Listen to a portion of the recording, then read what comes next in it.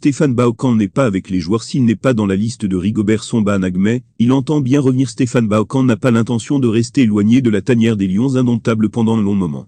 Non convoqué cette fois-ci, le joueur compte bien faire son comeback avant la Coupe du Monde Qatar 2022 et la Coupe d'Afrique des Nations, qu'en Côte d'Ivoire 2023. L'attaquant camerounais Stéphane Bahocan est désormais libre de tout contrat après son départ d'Angers, France.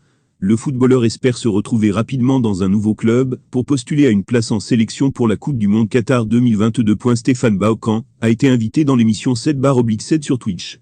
Là-bas, il a expliqué qu'il veut rapidement retrouver un nouveau club, s'aguerrir et convaincre Rigobert Songba de lui faire appel de nouveaux points, pourquoi pas continuer dans le championnat français, et après avoir ce qu'il y aura sur le marché.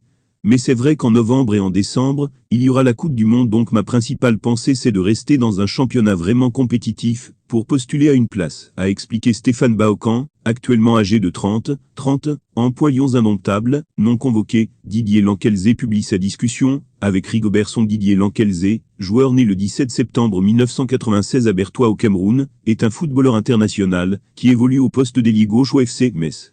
Pour les éliminatoires de la Coupe d'Afrique des Nations, qu'en Côte d'Ivoire 2023, le joueur n'a pas été convoqué, et des motifs ont été donnés ici et là. Didier Lankelzé lui-même dit toute la vérité. Bien qu'il ne soit pas retenu cette fois-ci, pour les échéances de juin 2022, Didier Lankelzé est serein, parce qu'il sait qu'il est présent, dans les plans du sélectionneur camerounais Rigobert Songba. Déjà 1, je n'ai jamais refusé la sélection. 2, je ne suis pas blessé.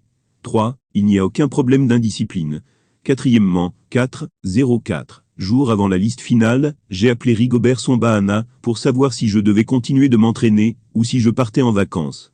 Donc depuis 6 jours je savais que je ne devais pas être en sélection. Le plus important pour moi, c'est qu'il m'avait appelé pour me demander si je voulais venir jouer avec l'équipe nationale, et il m'a mis dans la liste des 35, donc cela veut dire qu'on peut me sélectionner.